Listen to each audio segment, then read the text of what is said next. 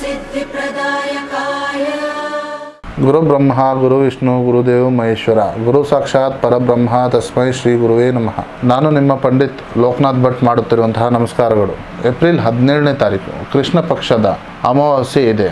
ಹಾಗೂ ಏಪ್ರಿಲ್ 17ನೇ ತಾರೀಕು ನಂತರ ವೃಷಭ ರಾಶಿಯವರ ಮಾಸ ಭವಿಷ್ಯ ಹೇಗಿದೆ ಈ ವಿಡಿಯೋದಲ್ಲಿ ನಾನು ತಿಳಿಸ್ಕೊಡ್ತಾ ಇದ್ದೇನೆ. ಈ ವಿಡಿಯೋ ನಿಮಗೆ ಇಷ್ಟವಾದಲ್ಲಿ ಈ ವಿಡಿಯೋಗೆ ಲೈಕ್ ಕೊಟ್ಟು ನನ್ನ ಯೂಟ್ಯೂಬ್ ಚಾನಲ್ ಆದ ರಾಯರ ಭವಿಷ್ಯಕ್ಕೆ ಸಬ್ಸ್ಕ್ರೈಬ್ ಅನ್ನೋದು ಮಾಡಿ.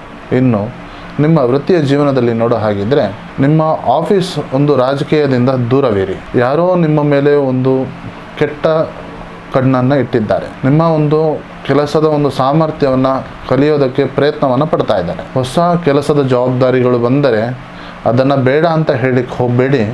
ಅದರಿಂದ ನಿಮಗೆ ಉನ್ನತ ಸ್ಥಾನ ದೊರಕುವಂಥ ವಿಚಾರವಿದೆ.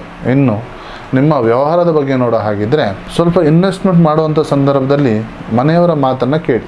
ಪಾರ್ಟ್ನರ್ಶಿಪ್ ವಿಷಯದಲ್ಲಿ ಸಣ್ಣ ಪುಟ್ಟ ಒಂದು ಮನಸ್ತಾಪ ಅನ್ನೋದು ಇರುತ್ತದೆ.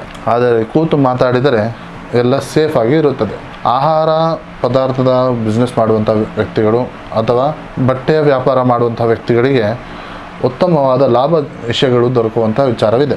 ಇನ್ನು ಆರ್ಥಿಕ ವಿಚಾರದ ಬಗ್ಗೆ ನೋಡೋ ಹಾಗಿದ್ದರೆ ದುಡ್ಡು ಅಂದರೆ ವೃಷಭ ರಾಶಿಯವರಿಗೆ ತುಂಬ ಇಷ್ಟ. ಈ ಸಮಯದಲ್ಲಿ ಅದು ಉಳಿತಾಯ ಅನ್ನೋದಾಗುತ್ತದೆ. ನಿಮ್ಮ ಖರ್ಚುಗಳು ಕಡಿಮೆ ಆಗುತ್ತೆ. ಹೊಸ ಭೂಮಿ ಅಥವಾ ಹೊಸ ಮನೆ ಖರೀದಿ ಮಾಡುವಂಥವರಿಗೆ ಇದು ಉತ್ತಮವಾದ ಅವಕಾಶ. ಯಾರಾದರೂ ನೀವು ಸಾಲವನ್ನು ಕೊಟ್ಟಿದ್ದರೆ ಅದು ವಾಪಸ್ ಬರುವಂಥ ಸಾಧ್ಯತೆ ಇದೆ. ಹಾಗಾಗಿ ಪ್ಲ್ಯಾನ್ ಮಾಡಿ ಖರ್ಚನ್ನು ಮಾಡಿ. ಇನ್ನು ನಿಮ್ಮ ಪ್ರೀತಿ ಪ್ರೇಮದ ವಿಚಾರದ ಬಗ್ಗೆ ನೋಡೋ ಹಾಗಿದ್ದರೆ ಸಂಗಾತಿಯ ಜೊತೆ ಇದ್ದಂತಹ ಮನಸ್ತಾಪಗಳು ದೂರವಾಗುತ್ತದೆ. ಇಬ್ಬರು ಸೇರಿ ದೂರದ ಪ್ರಯಾಣವನ್ನು ಮಾಡಿ ನಿಮ್ಮ ಒಂದು ಬಾಂಧವ್ಯ ಹೆಚ್ಚಾಗುತ್ತದೆ. ಯಾರೆಲ್ಲ ಒಂಟಿಯಾಗಿದ್ದೀರಾ ನಿಮಗೆ ಮದುವೆ ಆಗುವಂತಹ ಯೋಗ ಶುಭ ಸೂಚನೆಗಳು ದೊರಕಿದೆ. ಮನೆಯಲ್ಲಿ ನಿಮ್ಮ ಪ್ರೀತಿ ಪ್ರೇಮದ ವಿಚಾರವನ್ನು ಹೇಳೋದಕ್ಕೆ ಇದು ಉತ್ತಮವಾದ ಸಮಯ. ಇನ್ನು ನಿಮ್ಮ ಕುಟುಂಬದ ವಿಚಾರದ ಬಗ್ಗೆ ನೋಡೋ ಹಾಗಿದ್ದರೆ ಅಕ್ಕ ತಂಗಿ ಅಥವಾ ಅಣ್ಣ ತಮ್ಮನ ಒಂದು ರೀತಿಯಲ್ಲಿ ಸಂಬಂಧ ಬಾಂಧವ್ಯ ಹೆಚ್ಚಾಗ್ಬೋದು. ಆದರೆ ಏನೇ ಆದರೂ ಸಹ ಅಂತಿಮವಾಗಿ ನೀವು ಒಂದಾಗಿ ಇರ್ತೀರ. ಮನೆಯಲ್ಲಿ ಹೊಸ ವಸ್ತುಗಳು ಟಿವಿ ಫ್ರಿಜ್ಜು ತಗೊಳ್ಳುವಂತಹ ಒಂದು ಸಂದರ್ಭ ಬರುತ್ತದೆ.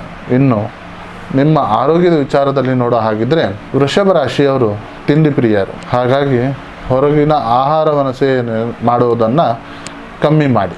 ಗಂಟಲು ನೋವು ಅಥವಾ ಥೈರಾಯ್ಡ್ ಸಮಸ್ಯೆ ಇರುವಂಥ ವ್ಯಕ್ತಿಗಳು ತುಂಬ ಜಾಗೃತೆಯಾಗಿ ಇರಬೇಕು.